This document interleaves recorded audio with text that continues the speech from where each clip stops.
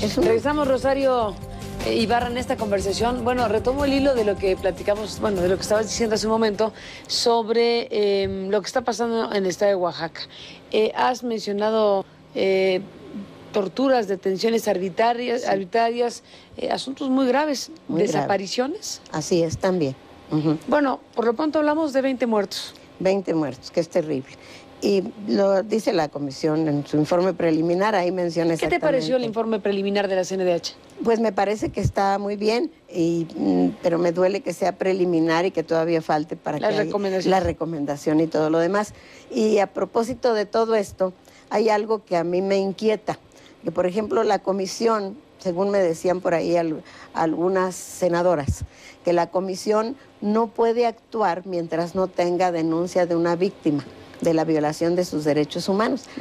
Entonces, pues yo le decía, oiga, senadora, pues vamos legislando para que cambiar, no sé cómo estará el reglamento interno de la Comisión Nacional de Derechos Humanos, pero que en el momento en que se enterase por la prensa, por la radio, por la televisión, por el medio que fuese, de una violación de derechos humanos, acudiera. Se pueden salvar muchas vidas, se puede evitar torturas, se puede evitar detenciones arbitrarias, si tiene la autoridad para ir a atender todos esos casos, aunque no haya una víctima que se lo pida. Presentaste en una conferencia de prensa, Rosario, a 3 personas de Oaxaca. ¿Qué fue lo que ocurrió? ¿Qué conexión hubo entre la CNDH y la presidencia de la Comisión de Derechos Humanos del Senado de la República en Oaxaca? Pues están en Oaxaca los dos. Para mí fue una cosa maravillosa lo que sucedió con la comisión, que en ese tiempo, cuando los vi yo, todavía ni siquiera tenía funciones, vamos a decir, de mucha actividad en la Comisión del Senado.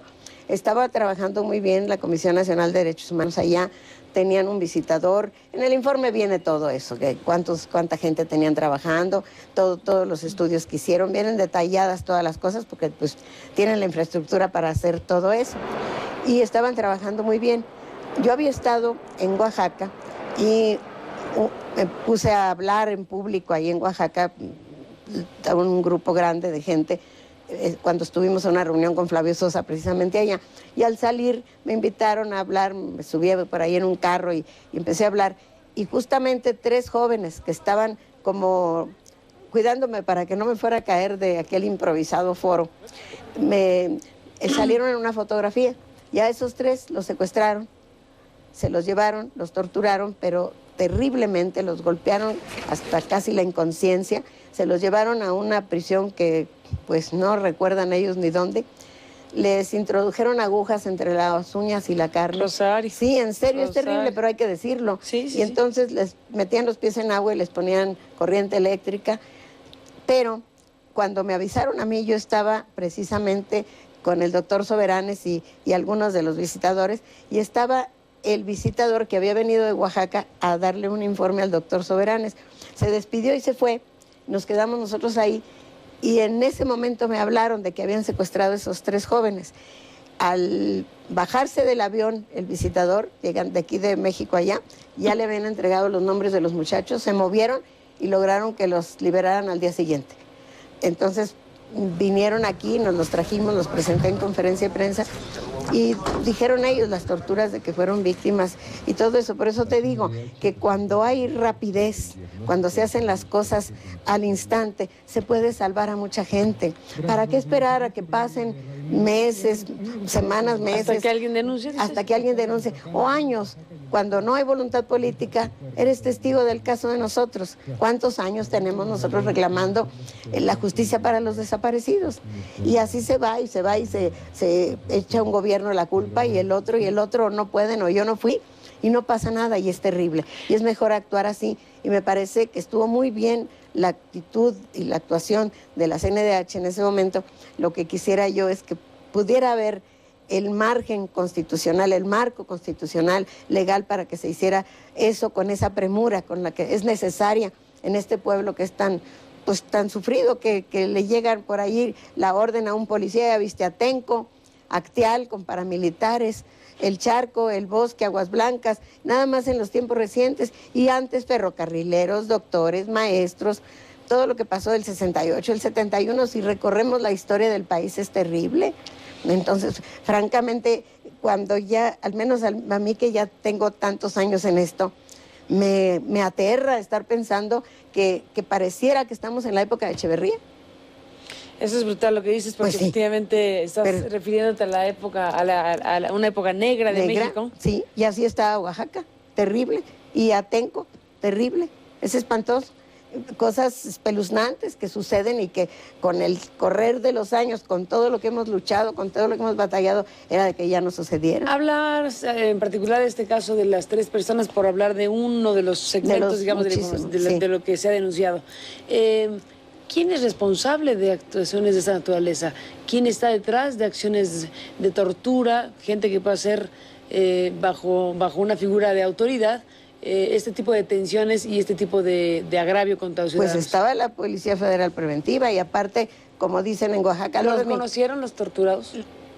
En algún momento no, porque iban encapuchados.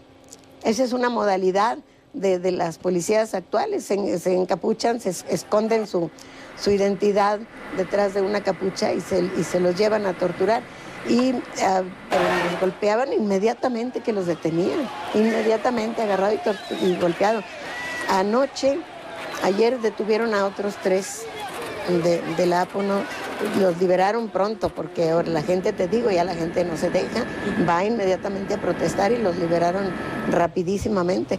Entonces, eso es lo que se tiene que hacer, pero es terrible a veces, o los muchachos están vendados de los ojos, los torturados, o la gente que los tortura están encapuchados, y es una ilegalidad, pero infinitesimalmente mayor. Por ejemplo, la tortura en este país afortunadamente está prohibida, que hay 2 países que la acordaron ya como legal, Israel y Estados Unidos. Pero aquí afortunadamente todavía se habla contra la tortura y hay foros contra la tortura, pero ¿de qué sirve que esté en el marco constitucional y que se hagan foros y que se hable muy bonito si la simulación terrible en este país deja que torturen? Déjame, Rosario, hacer una pausa y regresamos en esta conversación. Y empecé a hablar. Regresamos, Rosario Ibarra, en esta conversación. Cuéntame un poco más de lo que fue tu experiencia directamente en Oaxaca, porque ahora estás en el Senado de la República como presidenta de esta Comisión de Derechos Humanos, pero bueno, has estado, como has platicado esta noche, directamente viendo en Oaxaca. ¿Qué cosas has visto en específico, además de las que has contado, que nos permitan dar cuenta y conocer los elementos que están jugando en Oaxaca que permiten que ocurran cosas como las estamos viendo? Bueno, la primera vez que fui me tocó, cuando te digo que me subí al carro, estaban los muchachos esos que luego fueron detenidos, había 2 hileras de la PFP en la calle impidiéndonos el paso.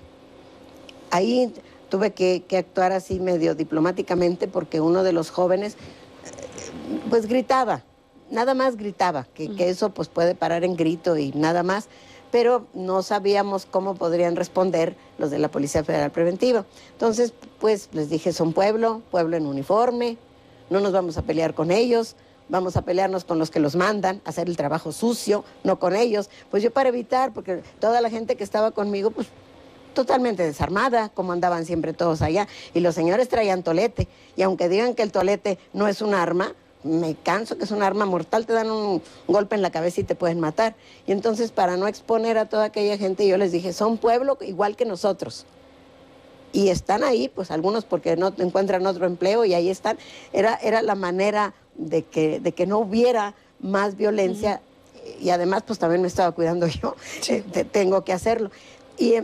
Pero sí, en muchos de los casos fue la Policía Federal Preventiva y los mentados ministeriales que tanto mencionan allá, los que hacían las cosas. Pero también hubo quejas del pueblo de gente, pues de los llamados paramilitares, esas policías que no son policías, esa gente que no es militar tampoco, que van y hacen tropelía y media, pero que están bajo el amparo del poder o bajo las órdenes del poder y que hacen cosas terribles. En Acteal ya viste lo que pasó. En Atenco, pues creo que también por ahí hubo de lo mismo. Y luego en Oaxaca igual a un maestro que lo mataron y que hasta lo degollaron. Sí.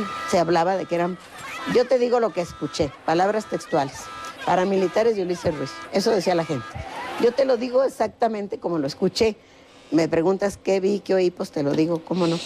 ¿Qué viene para Oaxaca desde el punto de vista con esta nueva fase que se está viviendo, con los elementos que hemos comentado esta noche? Pues ojalá y haya algo bueno en Oaxaca para el pueblo. ¿Se está desactivando una movilización social? No creo, porque las marchas que me ha tocado ir después, ya desde el 10 de diciembre y todas las que ha habido después, todos dicen que no quedan conformes, que no es borrón y cuenta nueva, que no se borra eso y que no se van a borrar muertes, no se borran crímenes, no se borra maltratos, no se borra tortura, eso de que los subieran en los helicópteros altísimos y les dijeran los vamos a tirar del helicóptero, o que los sentaran en el helicóptero y sintieran que se levantaban con los glúteos y la espalda ardiendo porque había alguna cosa cáustica en el piso del avión del helicóptero, pues son cosas terribles que a la gente no se le olvidan y las muertes de tanta gente ahí, pues la gente lo siente, no es fácil que se olvide todos los agravios y los malos tratos. Déjame, Rosario, ir a la última pausa y regresamos en la parte final.